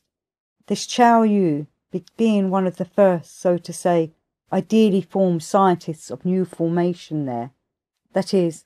a being with a completely formed inherency to wiseacre, not only wiseacred a new theory of his own on the basis of this information learned by him in the said manner concerning the details of the great apparatus, Lav Merznok, affirming and denying, so to say, absolutely nothing relating to the laws of vibrations, but he also constructed his new simplified sound-producing instrument named King. His simplification consisted in this, that without having at all taken into consideration the red and hair strings on the Lav Merznok, he made the basis of his sound-producing instrument only the white and black strings, or moreover, only the number of strings of 2 octaves, and he placed them so that one whole octave, which was found in the middle, had, for its evolutionary and involutionary continuation, half an octave from its next higher octave, and half an octave from its preceding lower octave. And so, although the theory wiseacred by this Chai Yu also did not last very long, yet nevertheless this sound-producing instrument King, constructed by him, had become generally accessible owing to its simplicity, and in consequence of the fact that the result obtained from it during intentional action turned out to be very good and satisfactory for, so to say, the tickling of many data crystallized in their common presences, thanks to the consequences of the property of the organ Kundabuffer. It began to pass automatically down from generation to generation. Although the outer form of this sound-producing instrument, together with the construction of its frame, the stretch of the strings and their names were changed many times by the beings of subsequent generations, having been ultimately formed among your contemporary favourites into their heavy sound-producing instruments, complicated to the degrees of idiocy, and in their power incommensurably degenerated to a childish degree, such as clavicymbals, clavichord,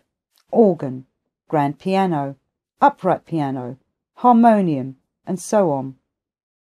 Yet the basic principle of what is called the alternation of gravity centre sounds has remained at the present time such as were actualised by the Saint Brothers, Tune Kill Tez and Tune True Pell, on the Des de Voc, that is, the middle independent part created by them of the incomparable experimental apparatus a la Ataban. That is why, my boy, this, as it is now called there, Chinese seven-toned subdivision of the octave of sound, simplified by the mentioned Chao Yu, which has reached down to your contemporary favourites and which is used at the present time by them for all their sound-producing instruments enumerated by me, might still, as I have already said, partly serve for, so to say, the practical confrontative study and approximate cognizance of how, in the process of the most great trog auto-ego-crat, from what is called the flowing of some vibrations from others, cosmic substances arise of different density and vivifyingness, and in which way, uniting and disuniting among themselves, they form large and small, relatively independent concentrations, and thus actualize the common cosmic Iran, Uran, Umanj. Moreover, you will soon clearly convince yourself about this when, on returning to our dear Karatas, I will show you, as I have already promised, and explain practically the significance of the tuning on that contemporary sound-producing instrument, the piano, which was taken by me among a number of other things from the surface of your planet, and which I brought in order experimentally to elucidate to myself, on being free at home, one of its particularities, which I did not have sufficient time to elucidate there on the spot, and which is connected with the strange psyche of these free-brain beings who have taken your fancy, and with the vibrations of different vivifyingness engendered around them. And if besides this I now still add, concerning the strange psyche of your favourites, what I constated during my last sojourn among them, namely, that the contemporary free-brain beings of your planet, in spite of the fact that they, having put this same Chinese seven-toned subdivision as the basis of all their sound-producing instruments, almost daily perceive the results of its consequences, are not only not at all inspired by this as they should be objectively, but on the contrary, under the action of this kind of consonance, with the total absence of remorse, and even with the impulse of satisfaction, intentionally maintain in themselves the flowing of those associations of all their spiritualized parts which arise in their common presences under the influence of data crystallized in them from the consequences of the properties of the, for them, accursed organ Kundabuffer, then you, I am sure, after such a practical demonstration on this piano,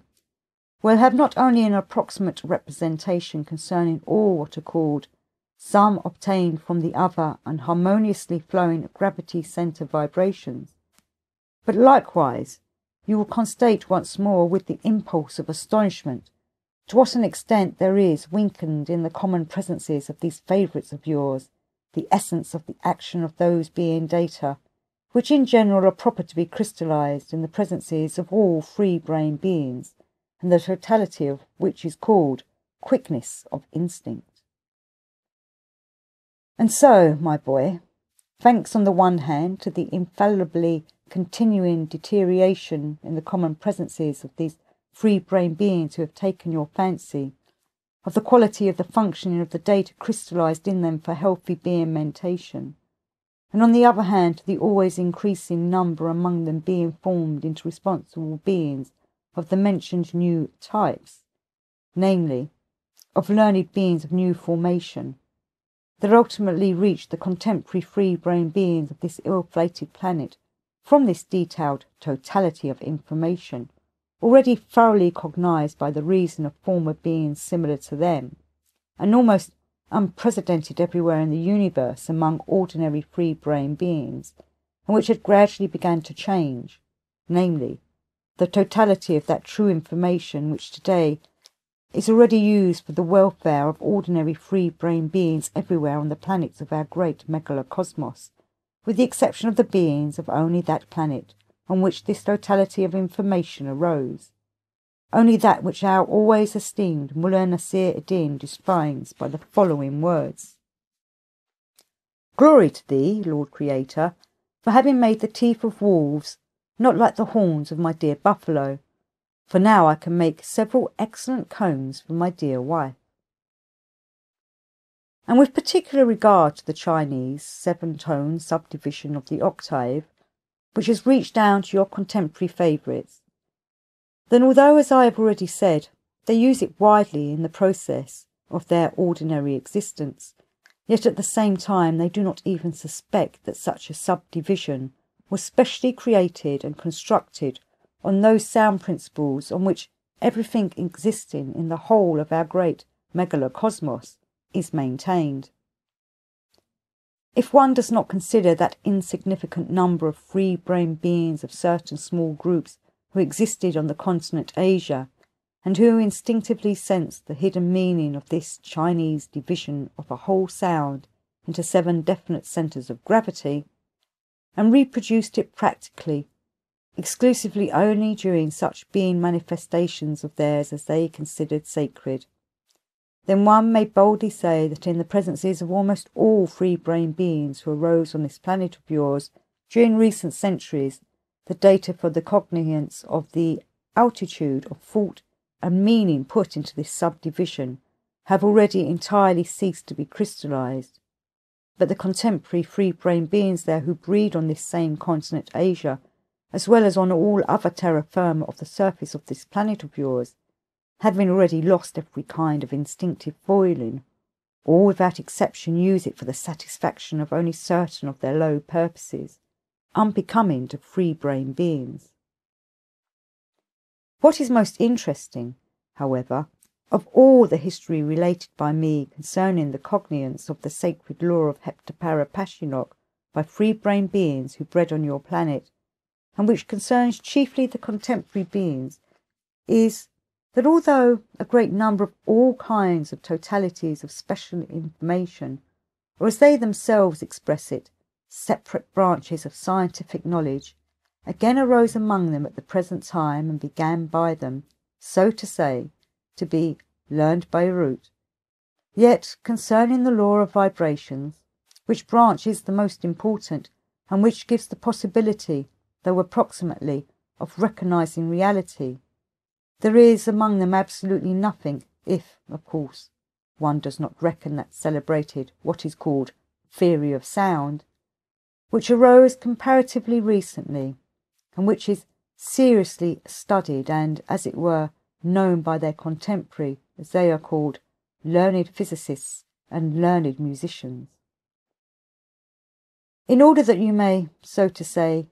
illuminatingly project the essence of your contemporary favourites, and in view of the fact that the causes of the arising of various misunderstandings widely spread among certain of your favourites, in the sphere of this branch of knowledge there are very characteristic and might serve you as excellent material in general for the representation and valuation of the sense and objective significance of all other contemporary separate independent branches of their what is called exact science. I consider it necessary to explain to you in greater detail which theories concerning the vibrations of sound are studied and, as it were, are known by these mentioned contemporary terrestrial scientists. But before speaking about this, my essence again enjoins the whole of my common presence to express my sincere condolence on the fate of all contemporary terrestrial free-brain beings who, thanks to their persevering, being part dog duty peculiar to them, finally attain to the state of that degree of reason, when it becomes inevitable for them to have in their presences also the data of the genuine information relating to the law of vibrations. About this, I, by association, at the present moment remember with the impulse of regret, because at the period of my last sojourn among them, I happened more than once to meet those free-brained beings who, according to their state of, so to say, psychic perfection, ought of necessity to absorb and transmute in themselves just the true information concerning the law of vibrations, and at the same time I clearly understand that they could not extract such information from anywhere.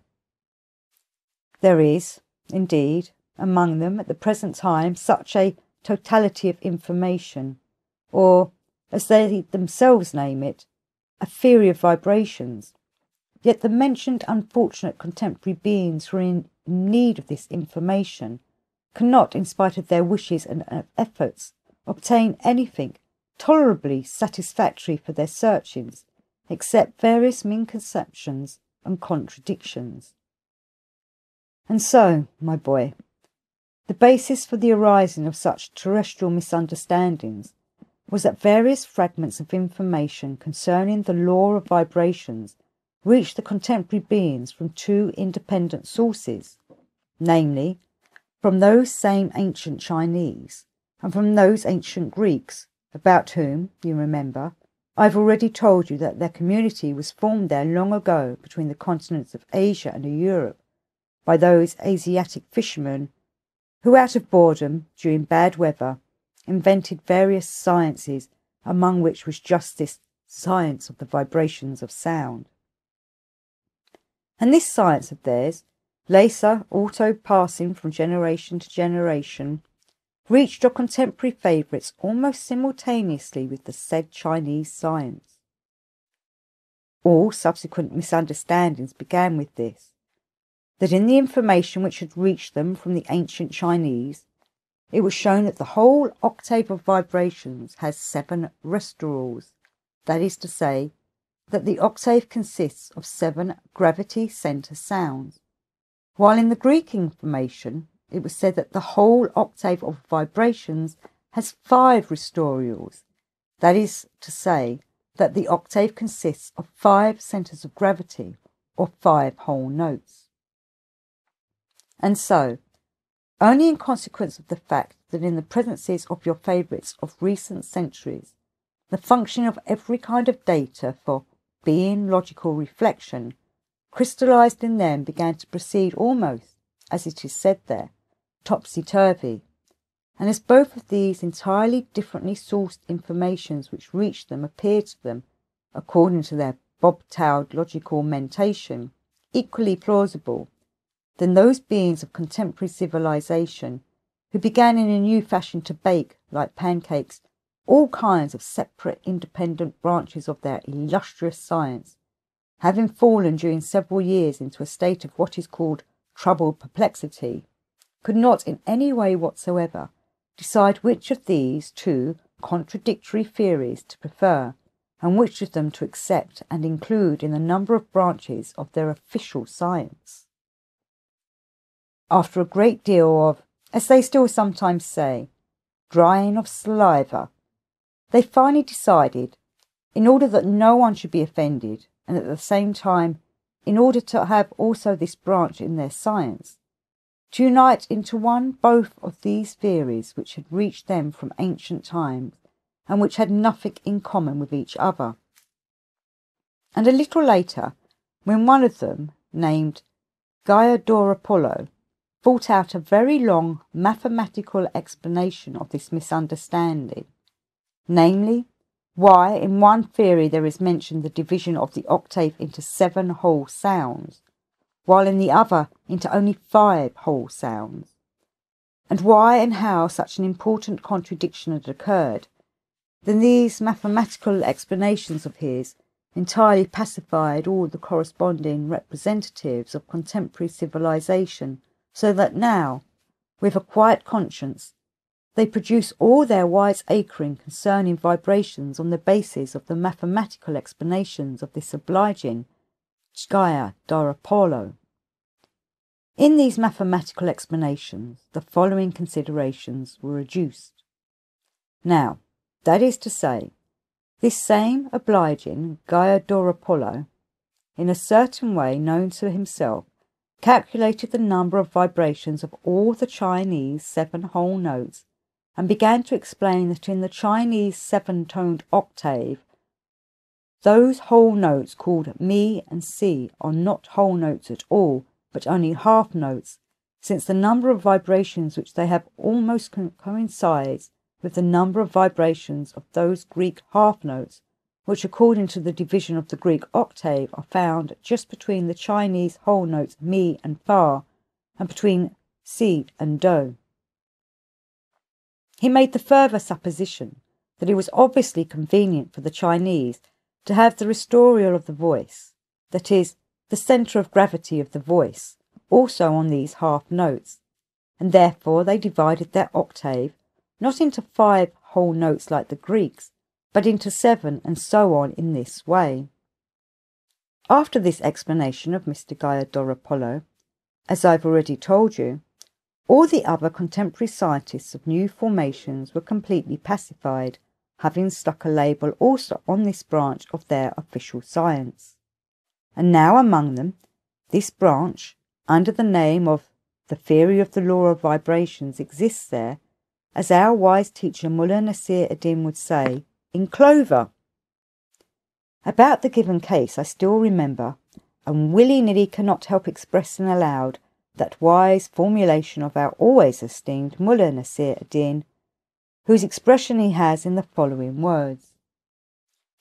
Eek, you Forestanian pantaloons, isn't it all the same to you whether you have a mule or a hare for your farm work?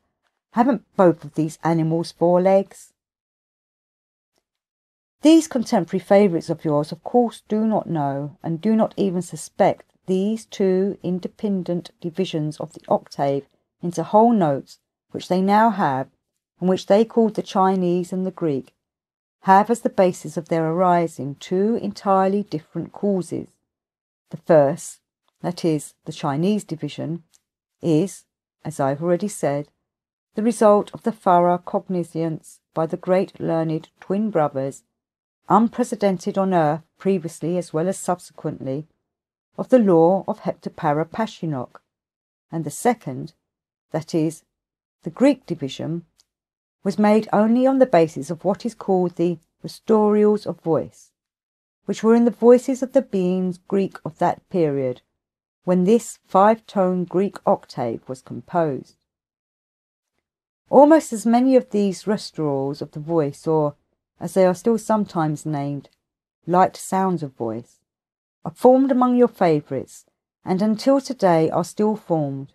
as there are independent groups into which they are divided, and still continue to be divided,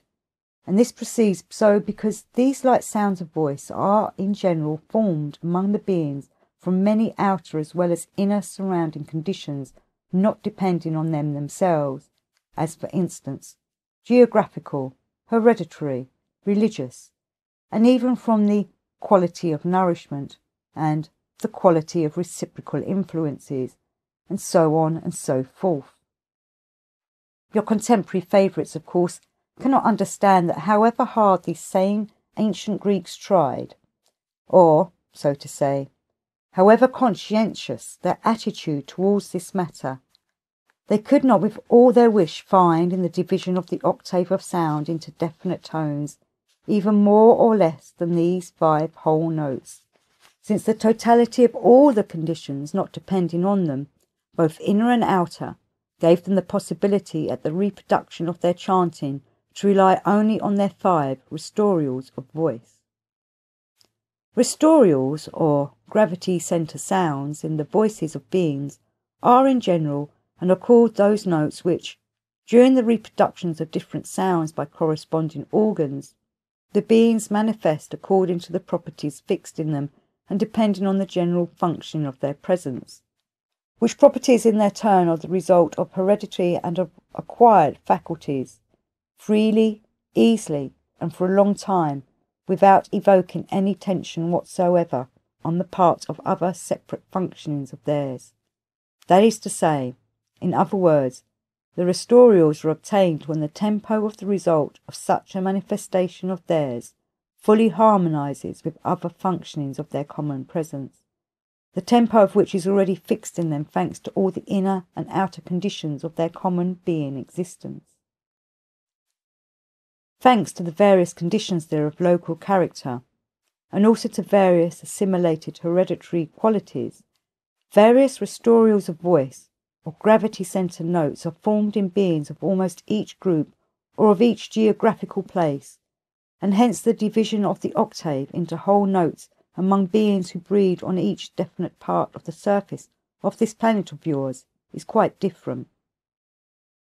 At the present time, among your favourites, such groups exist as had the capacity to reproduce the gravity-centre notes in the octave of sounds, not only in 5 or 7 gravity-centre sounds, but even in 13 and 17 whole notes. To illustrate what I have just said, the beings of a certain smallish group might serve as a good example who dwell on the continent Asia, to whose singing I personally very much like to listen, and who in their physiological possibilities, although they had the data for the manifestation of only 3 restorials, could nevertheless in their chanting reproduce up to 40 separate definite sounds. Their chanting was extremely delightful, and at the same time, however lustily they might sing,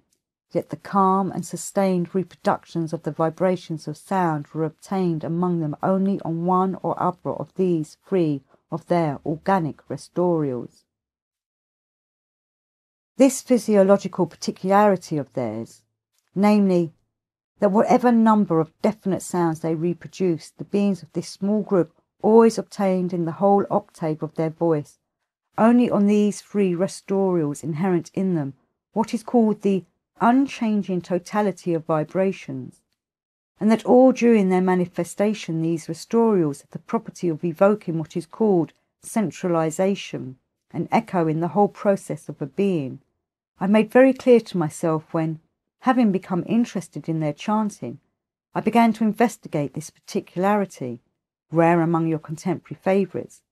with the aid of 3 special what are called there tuning forks, which I ordered,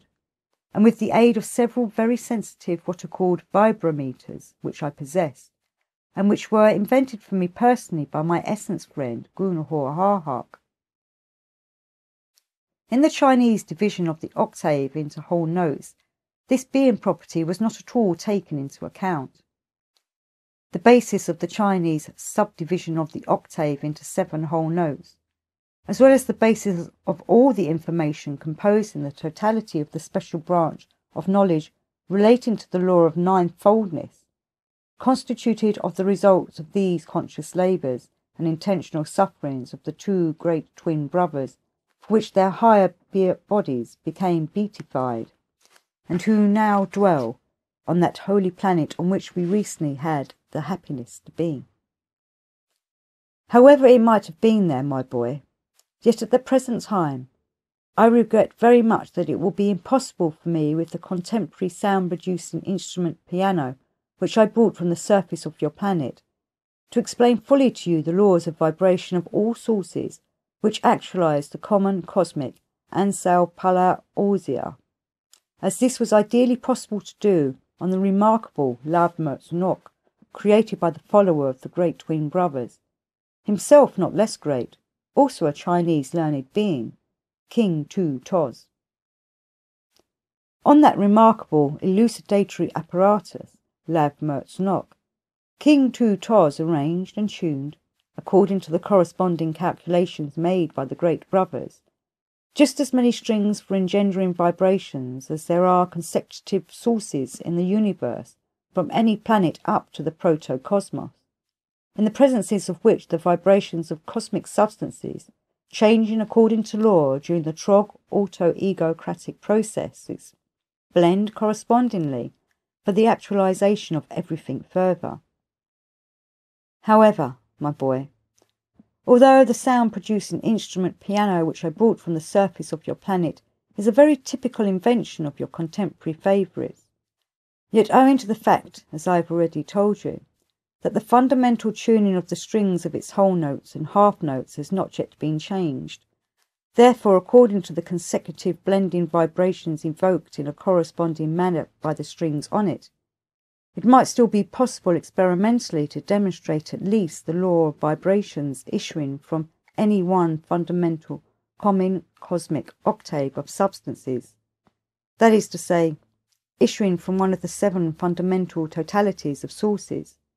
and thanks to this, it might be possible to represent to oneself and to cognize all the reciprocally acting vibrations issuing from all other sources, because as I have already told you, all the variously scaled cosmoses, as well as the independent 7th parts of these cosmoses, are almost exactly similar to the megalocosmos, and in each of them the 7-fold sources of vibrations have the same reciprocal actions as proceed in the megalocosmos, and therefore, having understood the laws of vibrations for any one centre of gravity, it is possible to understand approximately also the laws of vibrations for all centres of gravity, if, of course, their difference of scale is taken into account. I repeat, if the strings of this piano are tuned correctly and the corresponding vibrations are evoked in corresponding strings, then the resulting blending of vibrations almost exactly coincides, even mathematically, with the law of conformable totality of vibrations of substances actualized by corresponding cosmic sources on the basis of the sacred Heptaparaparshinokh. On this piano, the vibrations of each whole note and half note of any octave pass from one to another exactly according to the law of the sacred Heptaparaparshinokh, and thus their vibrations, as this occurs always and everywhere in the universe exactly similarly, mutually help each other to evolve or involve. Here, by the way, it will be very interesting to notice that if the calculations and enumerations obtained by these great terrestrial learned beings were almost exact, then they owed it to the fact that the standard unit which they took for their calculations chanced to be that unit which is taken everywhere in the megalocosmos, that is, that small particle of the most sacred substance, Theomertamologos,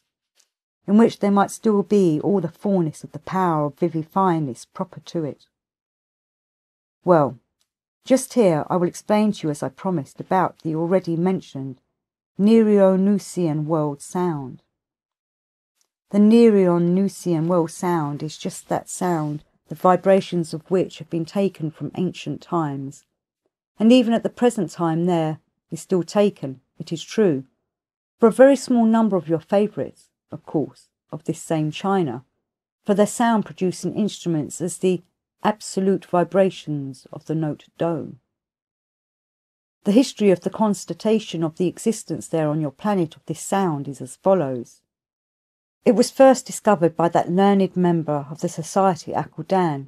which existed on the continent Atlantis, who was a progenitor of those same learned twin brothers, and who, do you remember, I've already told you, chanced to meet the first settlers of the country Marilaplace, and was later elected by them as their chief. At this time, this same learned member of the Society Akkudan, during his observations of different cosmic phenomena which proceeded on and beyond their planet, constated that in a definite locality of a certain part of this country, just near that locality where the town Goboros, twice a year, after certain meteorological perturbations in the atmosphere, the same definite sound always arose and was heard for a fairly long time. And therefore he then on the spot constructed an elevation such as he required, as is said there, for the observation of heavenly bodies. And he constructed this required elevation on this spot because he wished during these observations of his at the same time to observe and investigate also this cosmic result, at first entirely incomprehensible to him. And afterwards, when the two great brothers, the later saints, constated and began to investigate the sacred cosmic law of Heptaparaparshinokh, As they already had knowledge of this cosmic result, they established themselves in the same place. And it is there that they succeeded in elucidating the character and the nature of this strange sound, which they made the unit of measurement of all their calculations in general.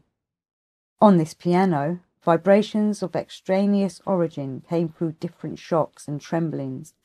and for the greater part from what are called aerial vibrations of inertia,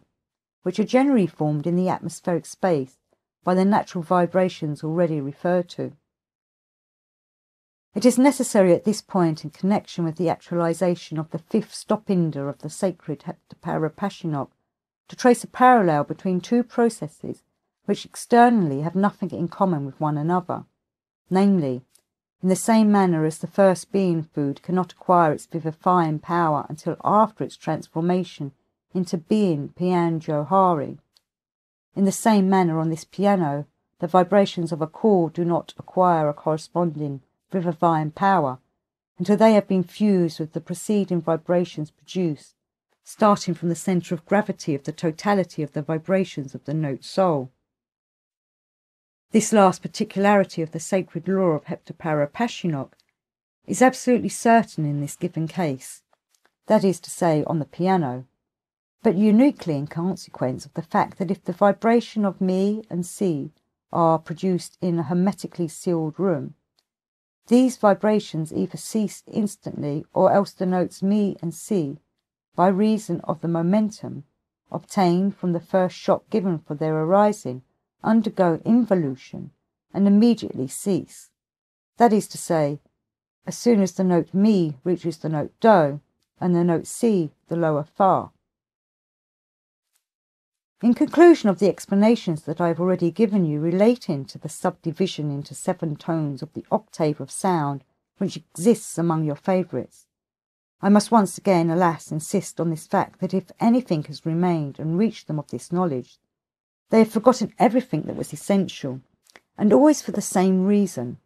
the disappearance from their presences of the practice of actualizing being part dog duty. The same disappearance which is the very cause of the gradual deterioration in them of the mentation proper to free-brain beings. At this point in his recital, Beelzebub became absorbed once again in his own thoughts, and his look was fixed on the tip of his grandson's nose. There was a rather long silence, after which he said to the latter, "Eek, my dear child, I must now speak to you willy-nilly about an experiment of which I was a witness on that same planet Earth,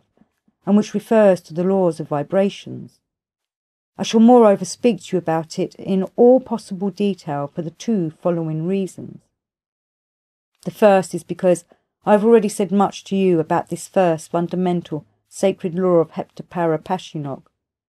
I would therefore be very distressed if for some reason or other you should not succeed in understanding clearly the particularities of this law.